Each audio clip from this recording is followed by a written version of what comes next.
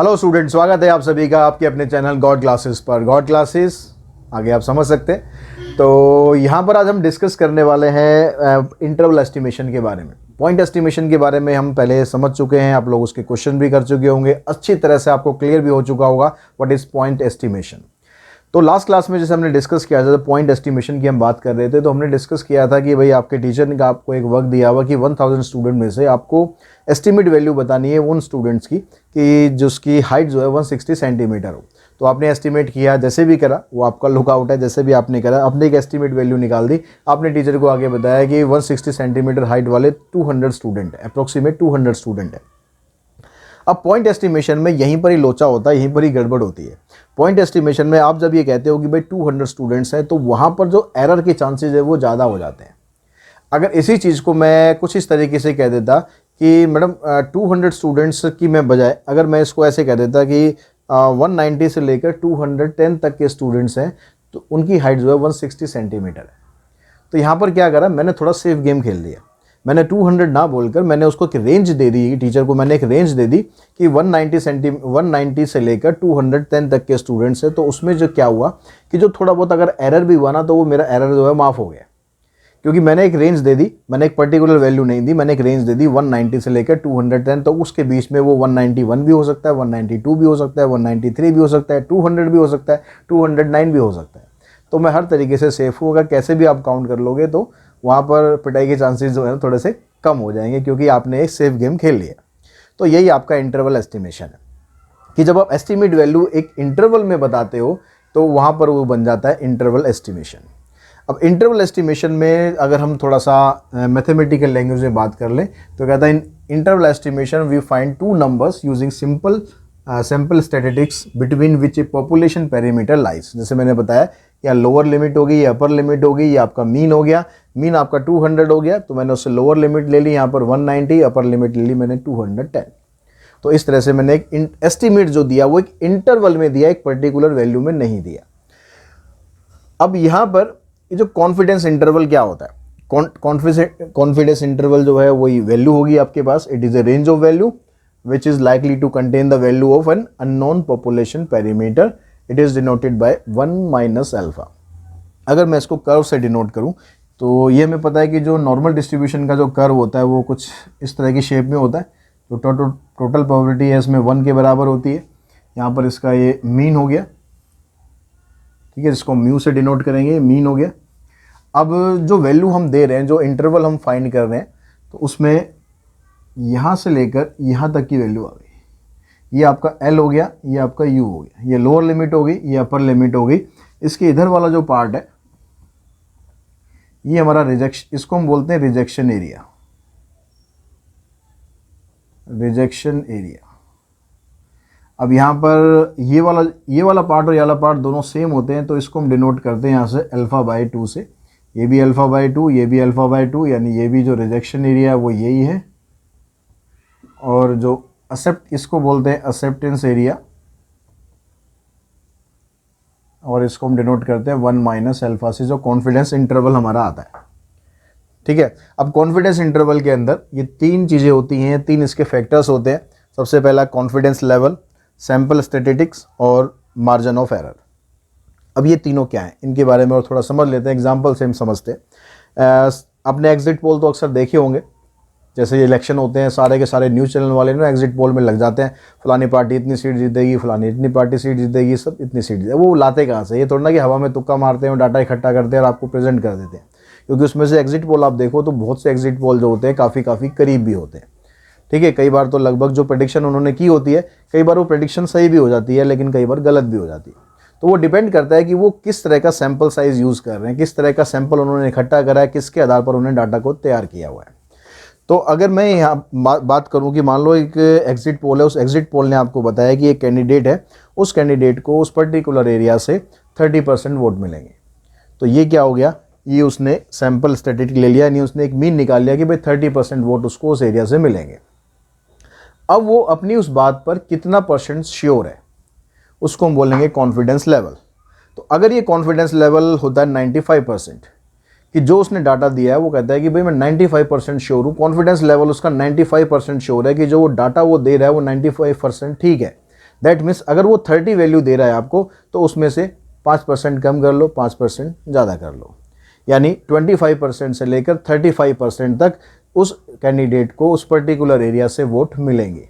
ये हो गया आपका कॉन्फिडेंस लेवल। और जो मार्जिन ऑफ एरर है वो कितना हो गया, 5% मार्जिन ऑफ एरर हो गया। तो कॉन्फिडेंस लेवल अगर 95% है, मार्जिन ऑफ एरर 5% हो गया। कॉन्फिडेंस लेवल अगर 90% है तो मार्जिन ऑफ एरर 10% हो गया। तो मार्जिन ऑफ एरर अगर हम निकालेंगे, इसके लिए अगर हम पर्टिकुलर फार्मूला यूज़ करें मार्जिन ऑफ एरर का, तो इसका फार्मूला होता है margin of error equals to में z alpha by 2 standard deviation divided by square root of n। अभी जो z की वैल्यू है ये आपको वैसे तो टेबल से मिलेगी, लेकिन जो कॉन्फिडेंस लेवल है, कॉन्फिडेंस लेवल मोस्टली आपको 3 क्वेश्चंस के अंदर यूज़ कर रखे होंगे। कौन कौन से, एक तो कॉन्फिडेंस लेवल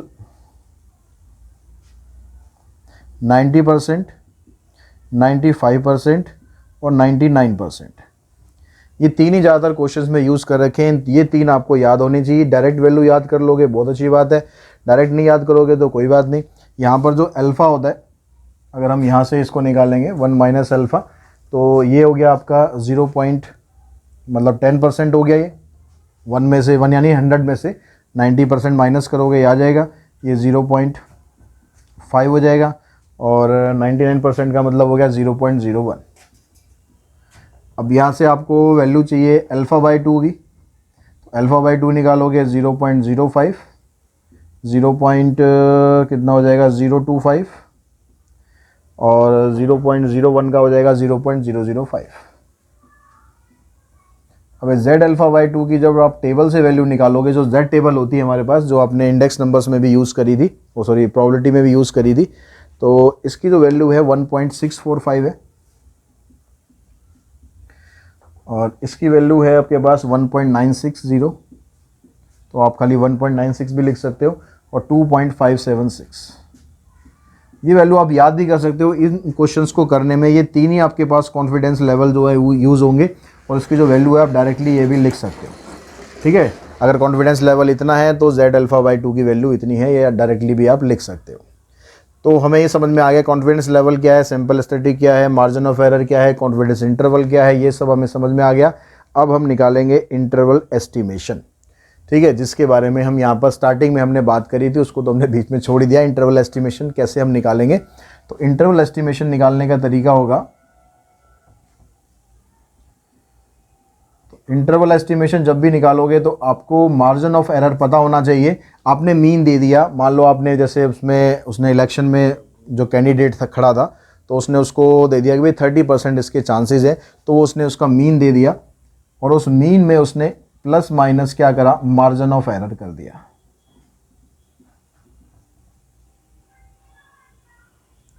ठीक है, जितना भी उसका मार्जिन ऑफ एरर था उसने यहाँ पर 30 बताया, और साथ में मार्जिन ऑफ एरर उसने बताया 5% मार्जिन ऑफ एरर है, तो 30 में से 5% कम कर दिया, 5% ज़्यादा कर दिया, तो आपके पास उससे एक इंटरवल एस्टिमेशन आ गया कि उसको 25% से लेकर 35% तक के उसको वोट मिल सकते हैं। तो ये मीन निकालने का फार्मूला हम ऑलरेडी पॉइंट एस्टिमेशन में डिस्कस कर चुके हैं। मीन कैसे निकालेंगे, मार्जिन ऑफ एरर हमने यहाँ पर डिस्कस कर लिया, हम इन दोनों को यहाँ पर पुट करेंगे, और पुट करके आपके पास इंटरवल एस्टिमेशन की वैल्यू आ जाएगी, और उसमें जैसा भी क्वेश्चन की रिक्वायरमेंट होगी तो उस क्वेश्चन के हिसाब से जो चीज़ पूछी गई है वो सब हम यहाँ पर इजीली बता सकते हैं। कुछ क्वेश्चंस हम यहाँ पर कर लेते हैं एक्सरसाइज 10.2 ML अग्रवाल से, ताकि आपको समझ में आ जाए कि इनको क्वेश्चंस के अंदर यूज़ कैसे करना है। ए sample random of 50 item from A population with standard deviation 6, तो n की वैल्यू 50 होगी, 50 आइटम है, और आपके पास स्टैंडर्ड डेविएशन उनका है 6, resulted in A sample mean of 32। Sample mean आपको दे दिया 32। अब फर्स्ट पार्ट में कहता है provided 90% confidence interval for the population mean. जो कॉन्फिडेंस इंटरवल है वो 90% है।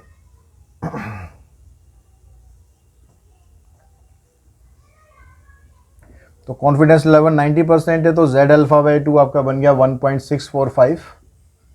तो उसको कैलकुलेट करने की ज़रूरत नहीं है, या तो आपको क्वेश्चन के अंदर दे रखा था, या फिर 3 ही वैल्यू यूज़ होंगी, याद कर लो तो और समस्या ख़त्म हो जाएगी कि टेबल में आपको दे रखा है या नहीं दे रखा है। ठीक है, अब यहाँ पर मार्जिन ऑफ एरर निकालो आप। उसके बाद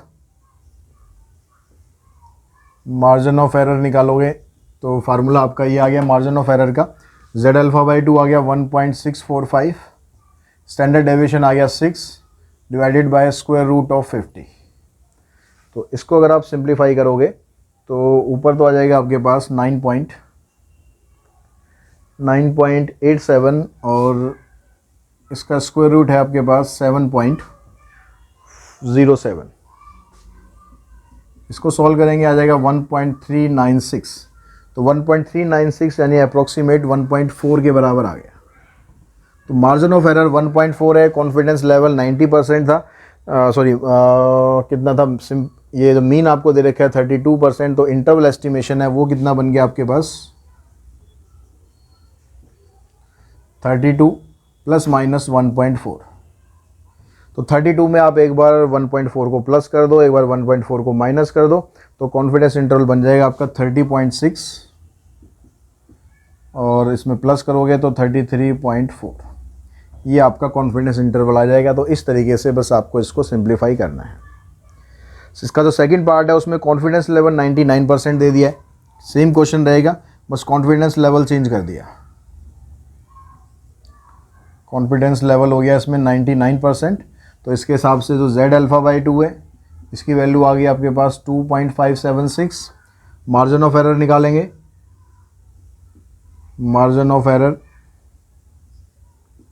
यह आ जाएगा 2.576 इंटू में 6 अपॉन में रूट 50, फिर 6 से इसको मल्टीप्लाई करोगे तो आपके पास आ जाएगा ये वैल्यू 15.45,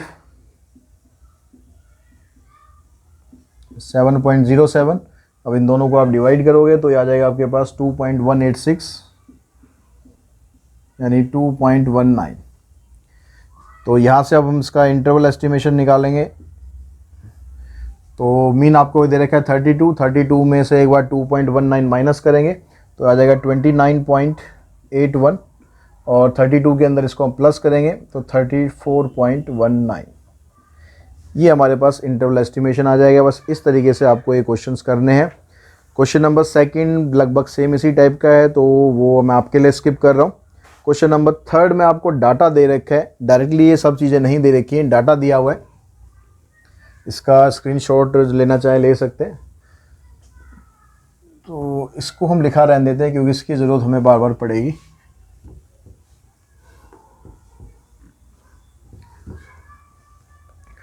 तो थर्ड क्वेश्चन के अंदर आपको जो डाटा दिया हुआ कहता है survey for the prices of a particular product in the different store of a city is conducted. The prices of the product in 16 different stores are given below. 16 store का data आपको दे रखा है। तो पहला आपके पास 100 फिर 108 इस तरह से 16 स्टोर्स का डाटा दिया हुआ है। Assuming that the price of this product follows a normal laws of variance of 25। Variance आपको दे रखा है 25। तो वेरिएंस ये होता है 25 है तो स्टैंडर्ड डेविएशन हो गया 5। मीन आपको चाहिए यहाँ पर, तो मीन निकालने के लिए इन सबको हम प्लस करेंगे, प्लस करके उसको नंबर ऑफ स्टोर्स है हमारे पास 16 से कर देंगे हम उसको डिवाइड, तो n की वैल्यू 16 है। तो मीन निकालेंगे, इन सबको आप प्लस करोगे। पहला आपको दे रखा है 100, फिर 108, 97, 99, 112, 99, 98, 104, 107, 95 and 110, 103, 110, 111, 106, 105, 1 2 3 4 5 6 7 8 9 10 11 12 13 14 15 16 से हम इसको डिवाइड करेंगे तो इन सब का जो टोटल है, टोटल आपके पास बन गया इसका 1664। 16 से कर दिया हमने इसको डिवाइड तो हमारा आंसर बन गया 104। ये आ गया 104। अब उसके बाद ये कहता है, ये तो फर्स्ट पार्ट में इसने पूछा compute the sample mean of the distribution, वो हमने फाइंड कर दिया। अब determine the 95% confidence interval for the population mean. अब कॉन्फिडेंस लेवल आपको दिया हुआ है 95%, तो इसके हिसाब से जो जेड अल्फा बाई 2 है उसकी वैल्यू आ गई आपके पास 1.96। तो मार्जिन ऑफ एरर ये आ गया 1.96 इंटू में standard deviation divided by square root of n।